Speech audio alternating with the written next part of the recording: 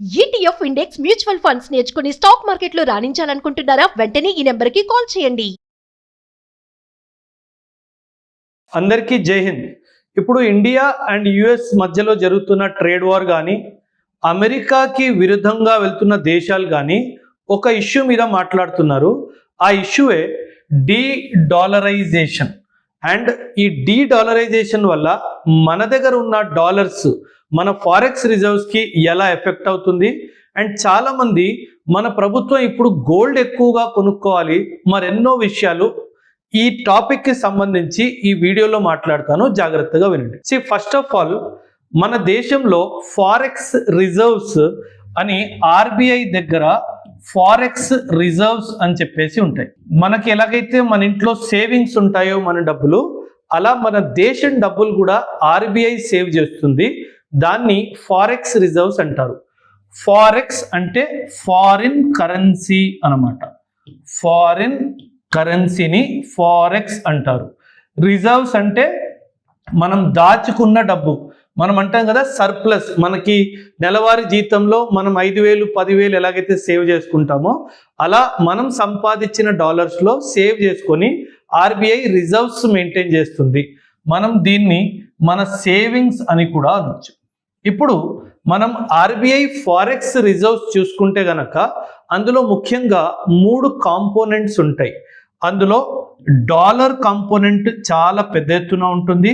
ఆ తర్వాత గోల్డ్, ఆ తర్వాత ఐఎంఎఫ్ కరెన్సీ అని చెప్పేసి ఉంటుంది. ఈ 3 ఏంటో చెప్తాను, వినండి. ఈ dollar, gold and IMF currency, ఈ 3 కలిపితే మన ఫారెక్స్ రిజర్వ్ తయారవుతుంది. అండ్ ఈరోజు డేట్లో మన దగ్గర ఉన్న ఫారెక్స్ రిజర్వ్స్ $704 బిలియన్. అంటే దీన్ని ఎప్పుడు డాలర్స్లోనే మెజర్ చేస్తారు. మనం డాలర్ ఒక్కటే తీసుకుంటే గనక మన దగ్గర దాదాపు $616 బిలియన్ అమెరికన్ డాలర్స్ ఉన్నాయి. అండ్ గోల్డ్ రిజర్వ్స్ వచ్చేసి దాదాపు $65 బిలియన్ గోల్డ్స్ ఉన్నాయి. అండ్ అరౌండ్ $18 బిలియన్ వరకు మన దగ్గర ఐఎంఎఫ్ కరెన్సీ కూడా ఉంది. ఐఎంఎఫ్ కరెన్సీ ఎలా అంటే ఒక basket of currencies, 5 currencies average తీసుకొని ఐఎంఎఫ్ కరెన్సీ తయారు చేయబడుతుంది. ఇప్పుడు అందరూ ఏమంటున్నారంటే, అమెరికా ఎలాగైతే ఇప్పుడు ట్రేడ్ వార్ చేస్తుందో మొత్తం ప్రపంచంలో డాలర్ని ముఖ్యంగా వాడతారు కాబట్టి అమెరికా డాలర్తో ఎప్పుడైనా మనల్ని కంట్రోల్ చేయొచ్చు, అందుకే మనం డీ డాలరైజేషన్ చేయాలి అని మాట్లాడుతున్నారు. అండ్ మన ప్రభుత్వం దగ్గర ఆల్రెడీ $616 బిలియన్ ఉన్నాయి. ఇప్పుడు ఈ డాలర్ రేట్ వరల్డ్లో అసలు ఎలా పెరుగుతుంది, ఎలా తగ్గుతుందో చెప్తాను, వినండి.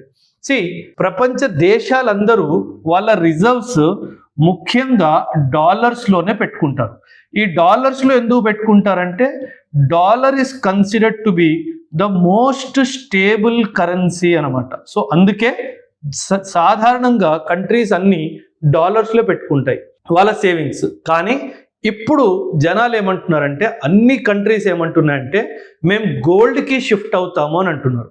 మన కాన్సన్ట్రేషన్ చూసుకుంటే 616 ఎక్కడ, 65 ఎక్కడ. సో చాలామంది ఏమంటున్నారంటే ఈ డాలర్స్ని మనం డంప్ చేసి మనం గోల్డ్లో మన రిజర్వ్స్ని క్రియేట్ చేయాలి లేదా పెంచుకోవాలి అని చెప్తున్నారు. సో దీనివల్ల లాభం ఏంటి, దీనివల్ల నష్టం ఏంటి, మరెన్నో విషయాలు చెప్తాను, వినండి జాగ్రత్తగా. ఫస్ట్ ఆఫ్ ఆల్, ఈ రిజర్వ్స్ డాలర్స్లోనే ఉంటాయి, ఎందుకంటే dollar is a stable currency కాబట్టి. సో మార్కెట్లో ఎలా అవుతుందంటే there is something known as demand, supply and price. ఇలా 3 ఉంటాయి. మనకి ఏ ప్రోడక్ట్ అయినా సరే మార్కెట్లో దానికి సప్లై ఎక్కువ ఉంది, డిమాండ్ ఎక్కువ ఉంది అంటే దాని ప్రైస్ కూడా ఎక్కువైనా ఉంటుంది, స్టేబుల్ అయినా ఉంటుంది. అదేవిధంగా సప్లై ఎక్కువ ఉండి డిమాండ్ తక్కువ ఉంటే దాని ధర పడిపోతుంది. బట్ అదేవిధంగా సప్లై తక్కువ ఉండి డిమాండ్ ఎక్కువ ఉంటే ఖచ్చితంగా దాని ప్రైస్ పెరిగిపోతుంది. ఎప్పుడైనా సరే డాలర్ ఈ పొజిషన్లో ఉంటుంది. ఎందుకు ఇలా ఉంటుందంటే డాలర్ సప్లైని అమెరికా కంట్రోల్ చేస్తుంది. ఆ డాలర్ సప్లైని కంట్రోల్ చేస్తుంది. దాని స్టెబిలిటీ వల్ల, దాని డిమాండ్ ఎక్కువడం వల్ల దాని ప్రైస్ ఎప్పుడూ పెరుగుతూనే ఉంటుంది. అందుకే మనం గమనిస్తున్నాము ఈరోజు $1 దాదాపు 87 రూపాయలు దాకా వెళ్ళిపోయింది. సో మనం ఏమంటామంటే ఇలా ప్రైస్ పెరిగిపోతున్న కొద్దీ, ఫర్ ఎగ్జాంపుల్ నేను ఈరోజు ఆయిల్ ఇంపోర్ట్ చేసుకుంటున్నాను. అంటే ఇప్పుడు నేను ఆయిల్ ఇంపోర్ట్ చేసుకోవాలి, $1 నేను ఇచ్చి ఆయిల్ తెచ్చుకోవాలి అంటే నేను 87 రూపాయలు ఇవ్వాలి. సో ఇప్పుడు నా ఉద్దేశం ఏంటంటే, మన ప్రభుత్వం కానీ వేరే ప్రభుత్వాలు కానీ వాళ్ళ ఉద్దేశం ఏంటంటే దీనిని తగ్గించాలి. ఈ ఎక్స్చేంజ్ రేట్ అంటారు దీన్ని, ఈ ఎక్స్చేంజ్ రేట్ని తగ్గించాలి. సో ఈ ఎక్స్చేంజ్ రేట్ని తగ్గించాలి అంటే మనం ఒక పని చేయాలి. ఎలాగైతే సప్లై తగ్గించడం వల్ల డిమాండ్ పెరుగుతడం కానీ డిమాండ్ కాన్స్టెంట్గా ఉండడం వల్ల ప్రైస్ పెరుగుతుందో, మనం ఈ సప్లైని ఇంక్రీజ్ చేయాలి. ఈ సప్లైని ఇంక్రీజ్ చేయాలి అంటే మనం ఏం చేయాలి, మన దగ్గర ఉన్న డాలర్ని తీసుకెళ్ళి ఇంటర్నేషనల్ మార్కెట్లో సప్లై విధంగా డంప్ చేయాలి. అప్పుడు ఏమవుతుంది, డాలర్ సప్లై పెరిగిపోతుంది, డిమాండ్ కాన్స్టెంట్గా ఉంది అనుకోండి, ఆటోమేటిక్ డాలర్ ధర పడిపోతుంది. ఈ డాలర్ ఎక్స్చేంజ్ రేట్ పడిపోయింది అనుకోండి, ఇది మేబీ $1 = 70 రూపీస్ రావచ్చు, $1 = 75 రూపీస్ కూడా రావచ్చు. ఇలా కంపారిజన్లో ఎక్స్చేంజ్ రేట్ పడిపోతే మనం $1కి తక్కువ డబ్బులు ఇచ్చి మన ఇంపోర్ట్ బిల్ కాస్ట్ కూడా పడిపోతుంది. అండ్ మనం ఎందుకు చేయాలి ఇదంటే 2 కారణాలు. ఎందుకంటే మనం ఇంపోర్ట్ ఎకానమీ, మనం ఎక్కువ శాతం ఇంపోర్ట్ చేసుకుంటాం కాబట్టి మనకి ఇది తక్కువ ఉంటే మనకు మంచిది అన్నట్టుగా చాలామంది అంటున్నారు. రెండో విషయం ఏంటంటే, కానీ ఒకవేళ మన ఎకానమీ ఎక్స్పోర్ట్ లెడ్ ఎకానమీ అనుకోండి, కాకపోతే మన ఎకానమీ ఎక్స్పోర్ట్ లెడ్ అంటే అప్పుడు $1 = 87 అని మాట్లాడుకున్నాం కదా, $1 = 70 రూపీస్ అయ్యింది అనుకోండి, అప్పుడు ఏమవుతుందంటే మన ఎక్స్పోర్ట్స్ కూడా నెగటివ్ ఎఫెక్ట్ అవుతాయి. ఎక్స్పోర్ట్స్ కూడా నెగటివ్ ఎఫెక్ట్ అవుతాయి. అందుకే మన ప్రభుత్వం ముందుగానే ఏం చేసిందంటే, నేను ఇప్పుడు చాలా ఎక్స్పోర్ట్స్లో నేను అసలు ఈ ఎక్స్చేంజ్ రేటు గొడవ లేకుండా నేను రూపీలోనే ట్రేడ్ చేస్తాను అని చెప్పేసింది. ఈ రూపీలోనే ట్రేడ్ చేయడం వల్ల ఏమవుతుందంటే, మనకి డాలర్కి రూపాయికి ఎక్స్చేంజ్ రేట్ తగ్గిపోయినా మనకి నెగటివ్ ఎఫెక్ట్ ఉండదు. అండ్ మనం ఇలా డబ్బులు, ఈ డాలర్స్ మన రిజర్వ్స్ నుంచి తీసేసి మనం బంగారం పెంచాలి.